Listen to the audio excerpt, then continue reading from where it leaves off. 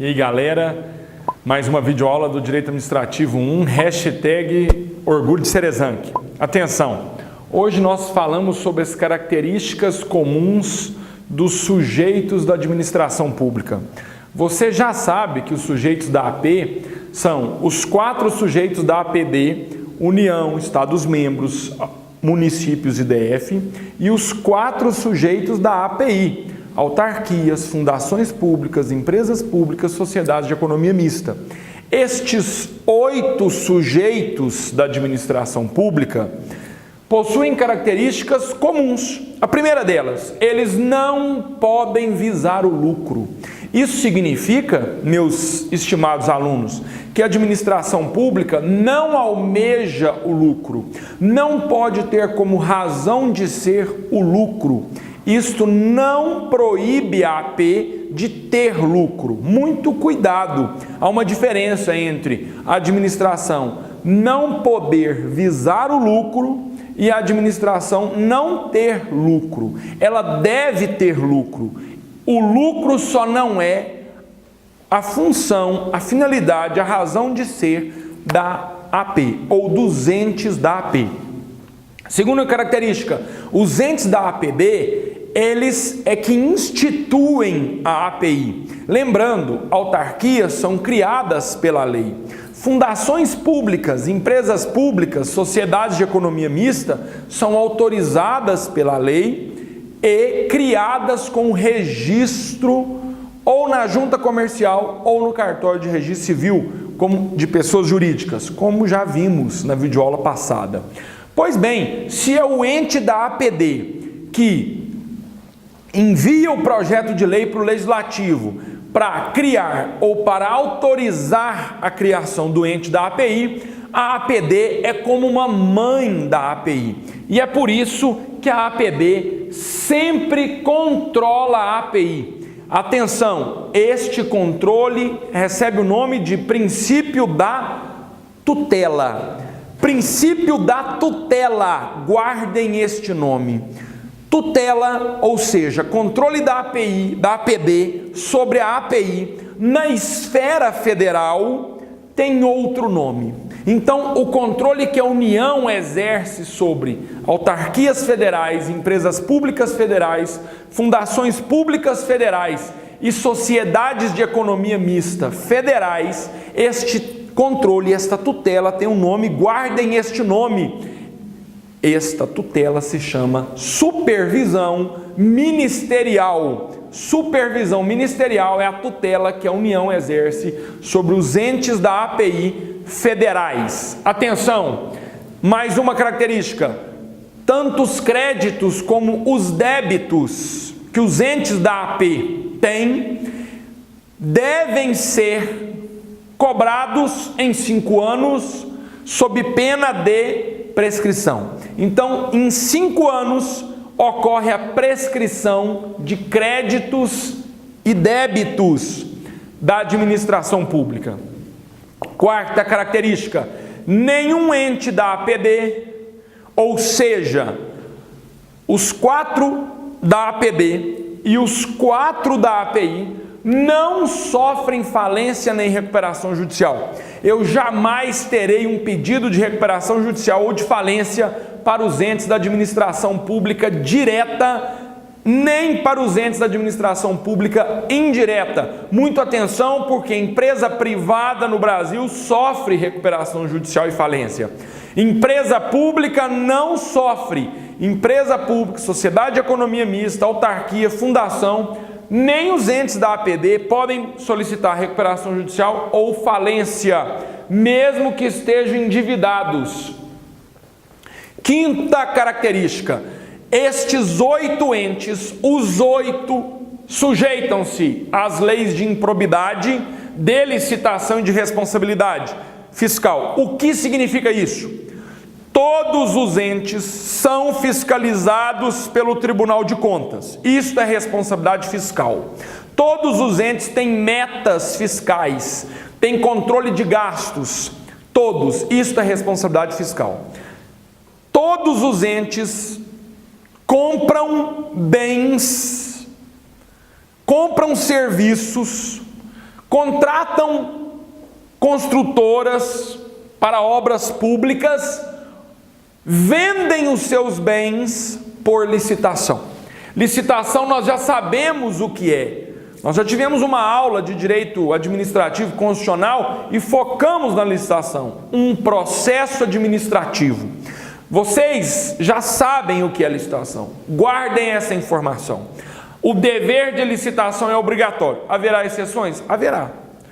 Existem situações em que a licitação é dispensada, é dispensável ou é inexigível.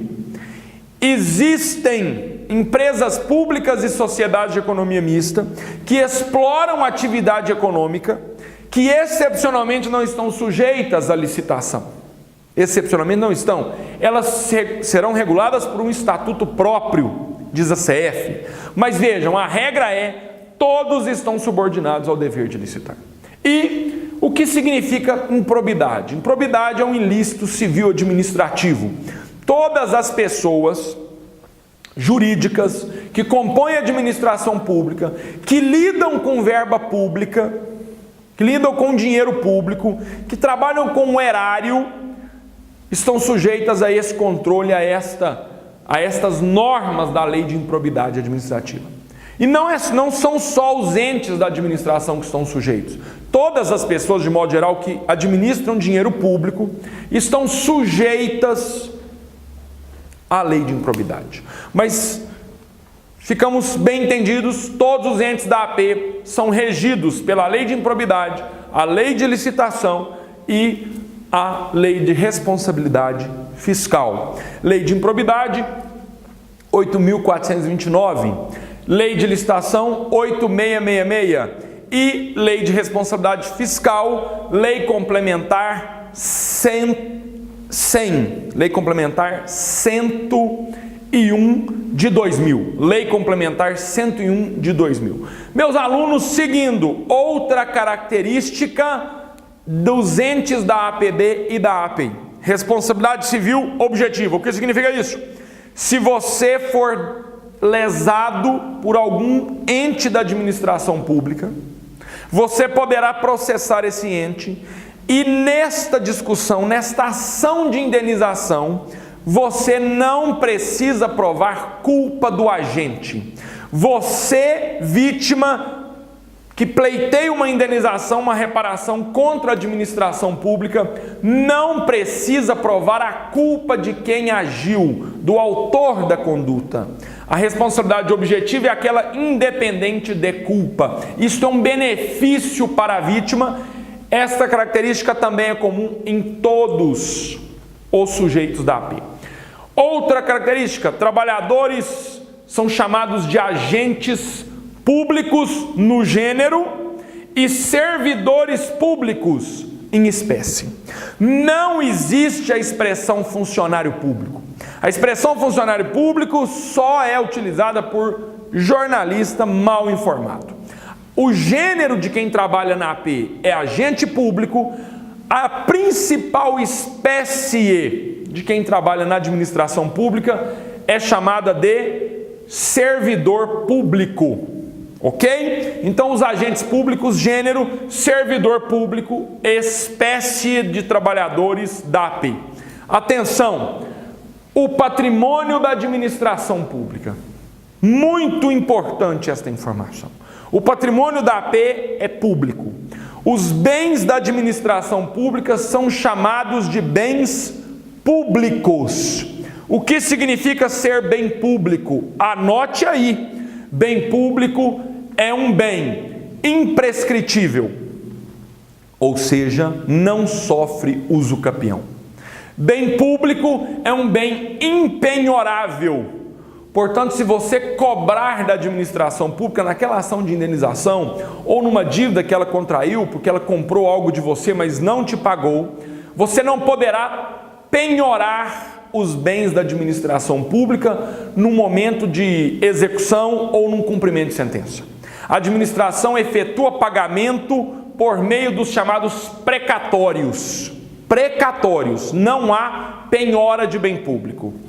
Outra característica que também define patrimônio público: Os bens públicos são inalienáveis, exceto se há permissão legal, exceto se ocorre avaliação prévia, se há uma licitação para a venda, que nós chamamos de concorrência, essa licitação é chamada de concorrência, ou leilão. Atenção, mas é da natureza do bem público ser também inalienável e é da natureza do bem público não ser passível de oneração. Portanto, ao contrário do seu imóvel, que pode ser hipotecado, ao contrário do seu veículo, que pode ser empenhado, os bens públicos não sofrem oneração. Eu não posso hipotecar nem empenhar bem público. Outra característica, a administração pública no processo civil é chamado de fazenda pública. A administração é chamada de fazenda pública. A administração pública, como fazenda pública, tem prerrogativas. Prerrogativas são benesses no processo. Vamos lá. A fazenda pública, a administração, tem prazo diferenciado. Tem um regime de execução dos seus créditos diferenciado, a chamada execução fiscal. Ela tem um regime de tutela cautelar diferenciado.